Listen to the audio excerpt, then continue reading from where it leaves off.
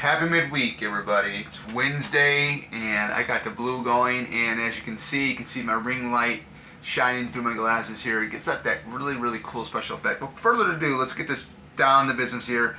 GameRant is talking about Injustice 3 should differ from its predecessors in one huge way.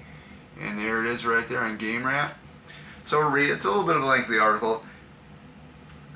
As the legacy of Injustice IP persists years after its most recent game release, its association with one of the most prominent superhero trends of the last decade has become a definite trait.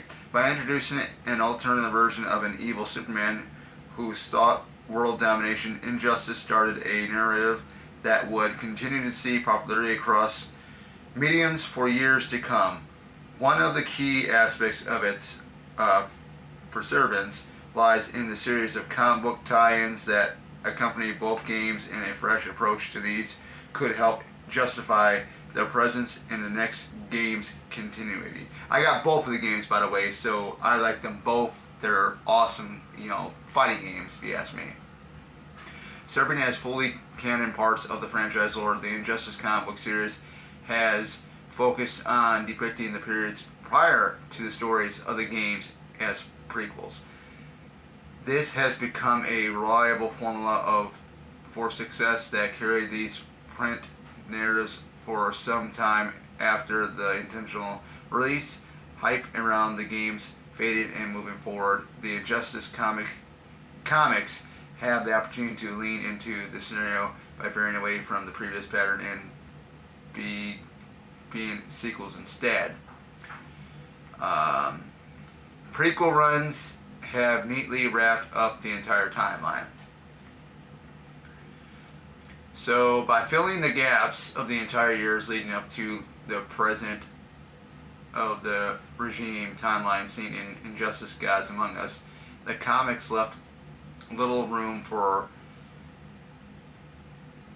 ingenuity in canon by their intentional conclusion. The tie-ins associated with Injustice 2 followed suit by being set between the two titles' events, working with enough source material to run for several years. The timeline made for the fighting game series, with its most recent entry in 2017, has taken on a life of its own, made clear by the fact that the last collected edition of comics came out in 2021.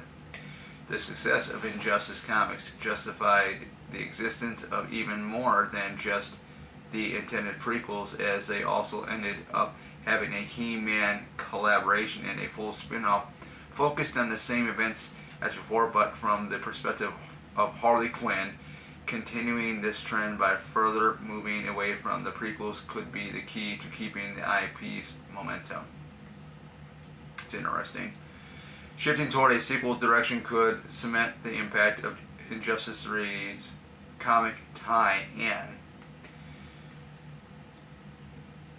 Another time skip after Injustice 2's cliffhanger evil ending for Superman would be a wasted opportunity. It's been largely assumed that the good ending of Injustice 2 siding with Batman against Superman will be followed up on the next game, as it leaves the setting relatively consistent with maintaining a similar roster and plot structure, and provides the perfect foundation for another time skip for comics to focus on. The value of instead focusing on the consequences of the Superman-based ending, however, could make changing the format of the comics worthwhile. If it features the brainiac empowered collector of worlds Superman from the evil ending, the plot of Injustice 3 might be better served by picking up directly where its predecessor leaves off, in the case keeping the plot going with a comic set after the events of the third title makes the most sense. Potential to complement a subversion of NetherRealm's apparent formula. Depending on the direction taken by a possible Injustice 3, there is a risk of burning out the concept of evil Superman, which was far more novel in 2011. other prequels, another prequel comic set, while he is trapped in the Phantom Zone, might not have the same issue, but a sequel story could still work if the next game's narrative ends up leaning more heavily into the foreshadowed evil Batman and the dark end route of Injustice 2. I did beat Injustice 2.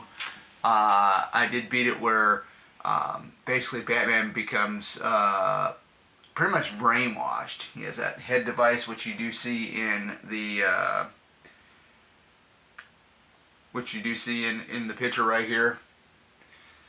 Now, it sounds like they're gonna go. It sounds like that they're hinting off that there's gonna be an Injustice 3. That'd be great. I mean, I'm hoping that we do get another one, because I would definitely get it. Why not? Because I got the first two. They're great fighting games. I've not read the comics storyline for Injustice. I have seen some of the animated movie of Injustice, but as a fighting game fan myself, I really enjoy these. I mean, these were well done. I just love the characters. I love the gameplay. I love everything about the Injustice games that we have so far. But I didn't know something about the prequel and moving forward with this and that. I mean, that's kind of confusing. The timeline jump, skipping over this timeline or whatever they were talking about inside there. That's gonna be really interesting. But I would hope we get newer characters in the third game if or when it does come out. But with all said and done, this is all I got for today, guys. Have you guys played Injustice 1 and 2? If you have, what do you think of them? Do you like them? Do you not like them? Why or why not? Leave it in the comments. Leave those in the comment sections below, and let me know what you think about these two Injustice games. And what do you think about a potential Injustice 3? Do you think it's a good idea to move forward with a third game in the franchise? And if not, let me know. If why, let me know. I'd like to know what you guys think about this whole idea.